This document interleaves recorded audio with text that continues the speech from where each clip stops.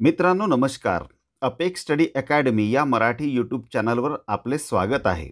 मित्रांनो, स्पर्धा परीक्षेसाठी अतिशय महत्त्वाच्या जनरल नॉलेजचे व्हिडिओ बघण्यासाठी आत्ताच आमच्या चॅनलला सबस्क्राईब करा आणि बेल आयकन ऑन करून घ्या. व्हिडिओला लाईक आणि शेअर देखील करा आणि आजचा व्हिडिओ आपल्याला कसा वाटला तो कॉमेंटमध्ये शेवटी नक्की सांगा. चला तर आपला आजचा व्हिडिओ सुरू करूया. प्रश्न क्रमांक 1. महाराष्ट्रात अणुविद्युत प्रकल्प कोठे आहे? Option A Nashik, B Tarapur, C Jaitapur, D Rasayani. Option B Tarapur हे आपल्या प्रश्नाचे योग्य उत्तर आहे. महाराष्ट्रात तारापूर येथे अणुविद्युत प्रकल्प आहे. प्रश्न क्रमांक 2. एक लहरे औष्णिक विद्युत केंद्र कोठे आहे? Option A Nagpur, B Thane, C Nashik, D Bhandara. Option C Nashik हे आपल्या प्रश्नाचे योग्य उत्तर आहे. एक लहरे औष्णिक विद्युत केंद्र नाशिक येथे आहे. प्रश्न क्रमांक 3. खालीलपैकी कोणते औष्णिक विद्युत केंद्र विदर्भात नाही?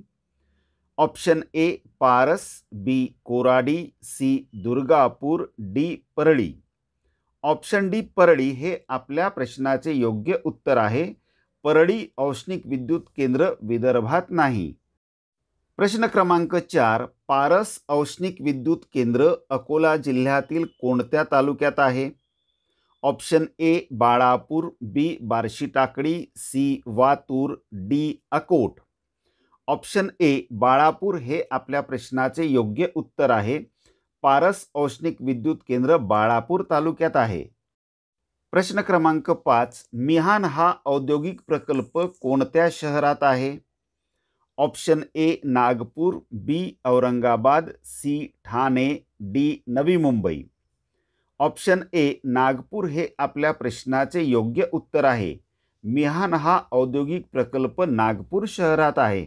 मित्रांनो, या व्हिडिओमधील प्रश्न अतिशय महत्त्वाचे आहेत. भविष्यात होणाऱ्या सर्व स्पर्धा परीक्षांमध्ये हे प्रश्न विचारले जाऊ शकतात. त्यामुळे हा व्हिडिओ शेवटपर्यंत नक्की बघा आणि हो, लाईक, शेअर आणि सबस्क्राईब करायला मात्र विसरू नका. प्रश्न 6. महाराष्ट्र औद्योगिक विकास महामंडळाची स्थापना रोजी झाली आहे? ऑप्शन ए 26 जानेवारी 1962, B 1 August 1962, C 1 April 1962, D यापैकी एकही नाही. ऑप्शन बी 1 ऑगस्ट 1962 हे आपल्या प्रश्नाचे योग्य उत्तर आहे. महाराष्ट्र औद्योगिक विकास महामंडळाची स्थापना 1 ऑगस्ट 1962 रोजी झाली आहे. प्रश्न 7. खनिज संपत्तीचा विचार करता महाराष्ट्रातील कोणता विभाग सर्वाधिक समृद्ध आहे? Option A Paschim Maharashtra, B Marathwada, C Vidarbha, D Konkan. Option C Vidarbha हे आपल्या प्रश्नाचे योग्य उत्तर आहे. खनिज संपत्तीचा विचार करता महाराष्ट्रातील विदर्भ विभाग सर्वाधिक समृद्ध आहे. प्रश्न 9. मुंबई हाय हे नाव कोणत्या खनिज उत्पादनाशी निगडित आहे? ऑप्शन ए पेट्रोलियम, बी मीठ, सी कोळसा, D manganese. Option A petroleum हे आपल्या प्रश्नाचे योग्य उत्तर आहे. मुंबई हाय हे नाव पेट्रोलियम या खनिज उत्पादनाशी निगडित आहे. प्रश्न क्रमांक 10. सोलापूर जिल्ह्यामध्ये भीमा आणि नीरा नदीचा संगम कोठे होतो? Option A Narsinghpur, B Kudal Sangam, C Natepute, D Pattadakal. Option A Narsinghpur हे आपल्या प्रश्नाचे योग्य उत्तर आहे. सोलापूर जिल्ह्यामध्ये भीमा आणि नीरा नदीचा संगम नृसिंहपूर येथे होतो. मित्रांनो, एक विनंती आहे, आमच्या चॅनलला सबस्क्राईब करून बेल बटन ऑन करून घ्या आणि या व्हिडिओला एक लाईक करून हा व्हिडिओ आपल्या मित्र आणि मैत्रिणींना देखील शेअर करा. थोडा सपोर्ट करा मित्रांनो. प्रश्न क्रमांक 11. पंचगंगा व कृष्णा नदीचा संगम कोठे होतो? Option A Prayag Chikhali, B Haripur, C Peth Vadgaon, D Nrusinhwadi. Option D Nrusinhwadi हे आपल्या प्रश्नाचे योग्य उत्तर आहे. पंचगंगा व कृष्णा नदीचा संगम नृसिंहवाडी येथे होतो. प्रश्न 12. गडचिरोली जिल्ह्यातील सुरजागड हे ठिकाण कोणत्या खनिजासाठी प्रसिद्ध आहे? ऑप्शन ए कोळसा, बी तांबे, सी लोह, डी मॅंगनीज. ऑप्शन सी लोह हे आपल्या प्रश्नाचे योग्य उत्तर आहे. सुरजागड हे ठिकाण लोह खनिजासाठी प्रसिद्ध आहे. प्रश्न क्रमांक 13. गडचांदूर हे गाव विशेषतः कशाच्या उत्पादनासाठी प्रसिद्ध आहे? ऑप्शन ए सिमेंट, बी लोखंड, सी ॲल्युमिनियम, डी तांबे. ऑप्शन ए सिमेंट हे आपल्या प्रश्नाचे योग्य उत्तर आहे. गडचांदूर हे गाव विशेषतः सिमेंट उत्पादनासाठी प्रसिद्ध आहे. प्रश्न क्रमांक 14. खालीलपैकी कोणत्या प्रकल्पाला महाराष्ट्राची भाग्यलक्ष्मी समजले जाते? Option A Jayakwadi, B Ujani, C Kukadi, D Koyna. Option D Koyna हे आपल्या प्रश्नाचे योग्य उत्तर आहे. कोयना प्रकल्पाला महाराष्ट्राची भाग्यलक्ष्मी समजले जाते. प्रश्न क्रमांक 15. राधानगरी हे धरण कोणत्या नदीवर आहे? Option A Bhima, B Godavari, C Bhogawati, D Ganga. Option C Bhogawati हे आपल्या प्रश्नाचे योग्य उत्तर आहे. राधानगरी हे धरण भोगा नदीवर आहे. प्रश्न क्रमांक 16. सिंधुदुर्ग जिल्ह्यातील तेरेखोल पुलामुळे कोणती दोन राज्ये जोडली आहेत? ऑप्शन ए महाराष्ट्र व मध्य प्रदेश, बी महाराष्ट्र व गोवा, सी महाराष्ट्र व कर्नाटक, डी महाराष्ट्र व गुजरात.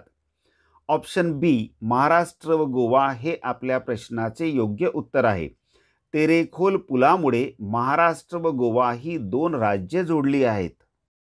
प्रश्न क्रमांक 17. जीवरेखा सिंचन प्रकल्प कोणत्या जिल्ह्यात आहे?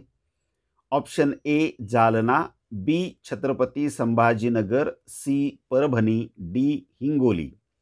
ऑप्शन ए जालना हे आपल्या प्रश्नाचे योग्य उत्तर आहे. जीवरेखा सिंचन प्रकल्प जालना जिल्ह्यात आहे. प्रश्न क्रमांक 18. महाराष्ट्रात गोदावरी नदीवर कोणते धरण बांधलेले आहे? Option A Ujani, B Isapur, C Totladoh, D Jayakwadi.